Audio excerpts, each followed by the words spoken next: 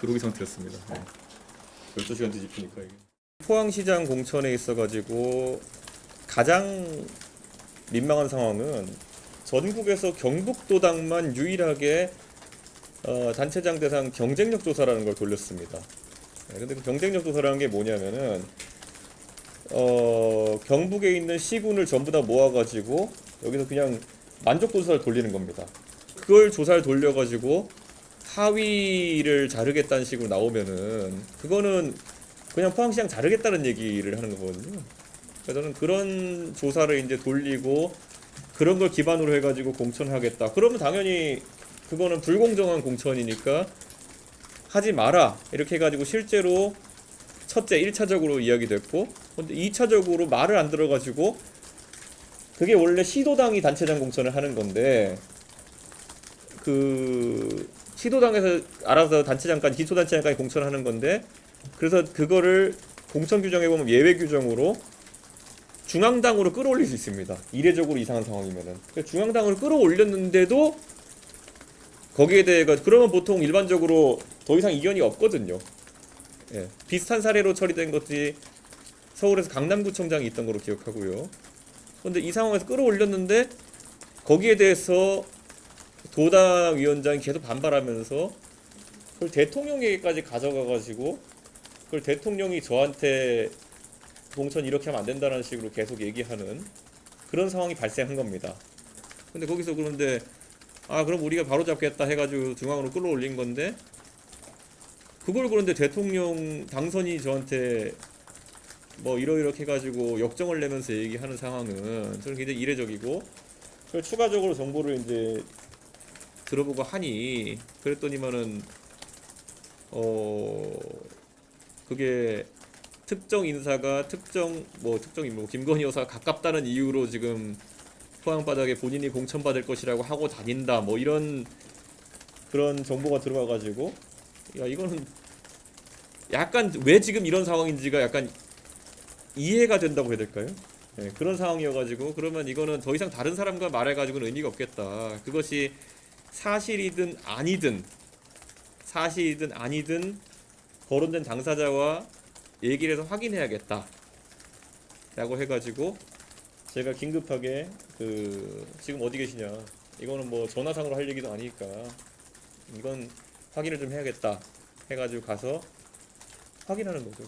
네. 사실 뭐 다른 지역도 여러 얘기가 지금 뭐 나오고 있지만은 정말 뭐 제가 어제 이제 이런 지역 같은 걸 밝히지 않으려 했던 거는 사실 이거는 중앙에 있는 정치를 하면서 그 당선인과 이런 사람들이 또 도당위원장 이런 사람들이 잘못된 생각으로 이렇게 저지른 거지 지역에 계신 주민들이나 아니면은 포항 시민들이나 아니면은 지금 당선돼서 열심히 일하고 있는 삼성시장, 이강덕 시장 같은 경우에는 이런 자세한 내막을 알지도 못했을 거고 그리고 또 이런 부분은 뭐 아는 것도 적절하지 않다는 생각했습니다. 예. 그게 뭐 사실 알려지는 것이 사실 그 당시에 당에 있던 사람들한테 부끄러운 일이고 예. 사실 뭐 제가 늘상 얘기했죠. 오빠가 사고 친 게 한두 개겠습니까? 예. 대통령이 아니라 이철규 의원이 아니라고 했던 것 같은데 오늘 아침에 보니까 예. 뭐 상식선에서 비춰보시면 될 것 같습니다. 이번에 뭐 24년 공천에서도 22대 총선 공천에서도 이철구 의원이 사실상 공관위에서 누구 대리인인지는 아마 기자들이 다 알고 계실 거고요. 주지의 사실일 겁니다. 그렇기 때문에 뭐 이철구 의원이 아니라고 하는 것이 큰 의미가 있을까라는 생각을 다들 하실 겁니다. 예. 이철구 의원이 맞다고 하겠어요? 예. 대통령이 자기 입으로 하면 아니라고 말씀해 보시길 저는 기대합니다. 인정 안 하겠죠. 인정을 하면은 그거는 대형 사고인데. 예. 그런데 이렇게 보시면 됩니다. 왜 당 대표는 그 당시에 내가 다 권한을 가진 사안인데 대통령한테 그런 전화를 받아가지고 다시 확인해가지고 이 사태가 심각치 않다 그래가지고 아크로비스타에 가서 직접 만나야겠다는 판단까지 하게 되었을까? 네. 그 외에도 보면은 이번에 뭐 공교롭게 또 지역이 나왔지만은 강서구 청장 선거 같은 경우에는 왜 그러면은 또 그거는 저한테 전화로 무슨 이런 대통령이 얘기를 하게 되었을까? 지난 공천에서는 결국에는 그런 구조였다는 것을 아마 언론인들이나 국민들이 이제 이해할 수 있을 것이다. 이렇게 생각합니다. 예.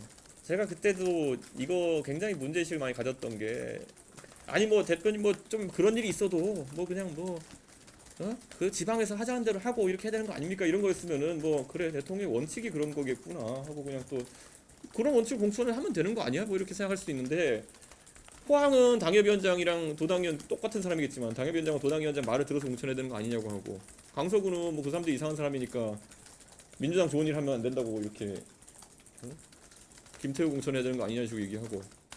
그래서 아 원칙은 아니구나 우선. 예, 원칙은 아니고 그냥 되는 대로 말하는 거구나 이렇게.